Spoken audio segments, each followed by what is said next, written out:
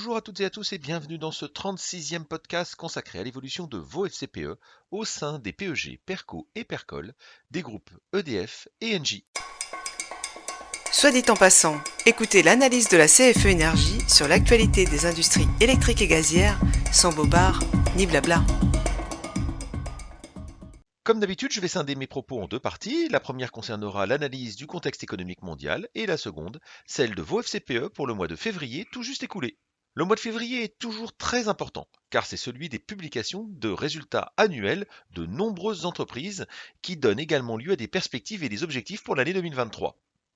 La grande majorité des entreprises semblent mieux résister que prévu aux secousses macroéconomiques, malgré les premiers signes visibles d'une baisse d'activité pour l'instant plutôt légère. Malgré des publications globalement bien accueillies de part et d'autre de l'Atlantique et des données macroéconomiques qui ont confirmé la robustesse de nos économies, les craintes de nouveaux resserrements monétaires sur une durée prolongée semblent rester une thématique à la mode auprès de nombreux observateurs. Ainsi, les tensions sur les marchés de l'emploi, le chômage est à des niveaux extrêmement bas, et l'inflation, qui reste à un niveau élevé aux États-Unis et en Europe, ont remis au goût du jour l'inquiétude sur la trajectoire des prix et font clairement penser que la fin de la hausse des taux, pourtant envisagée le mois dernier, n'est toujours pas d'actualité.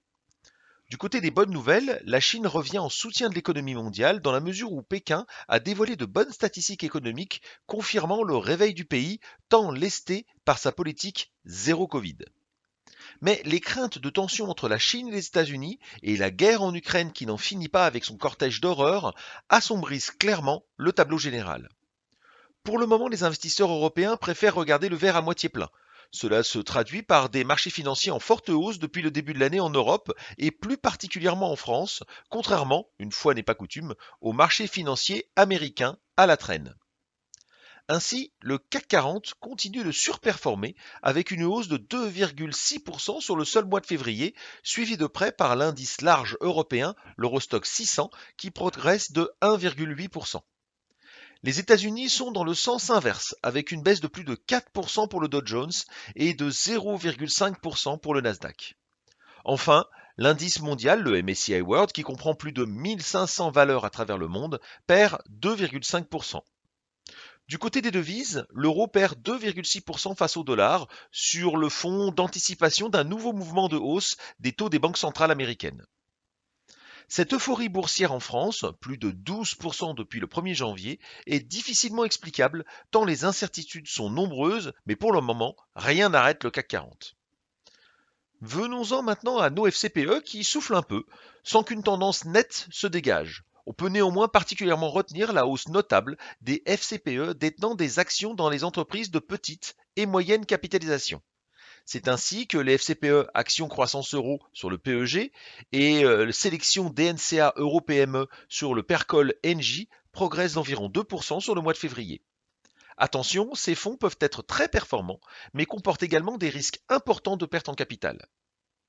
Du côté des FCPE contenant des actions de nos entreprises, l'actualité est assez chargée, avec des résultats annuels d'Engie meilleurs que prévu et dopés par la flambée des prix de l'énergie, ce qui explique la hausse de plus de 7% du FCPE Link. Côté EDF, l'État attend la décision de la Cour d'appel qui se réunira le 23 mars pour juger la validité de l'OPA lancée par l'État et en particulier le prix ridiculement proposé. Le jugement devrait être prononcé courant avril. Soit l'OPA est invalidée et l'État devra lancer une nouvelle offre à un prix différent, soit elle est validée et alors l'État lancera une opération publique de retrait à 12 euros qui imposera aux derniers actionnaires de céder leurs titres. Je vous rappelle que votre part de FCPE EDF contient plus d'une action, ce qui explique un prix supérieur, 13,73 € à fin février, au prix de l'action cotée en bourse. Pour les autres FCPE, les variations sont relativement faibles, mis à part comme geste Action Internationale sur le Percol Engie qui subit particulièrement la baisse des marchés américains. Voilà, c'est terminé, je vous retrouve le mois prochain pour un nouveau podcast. À très bientôt, au revoir.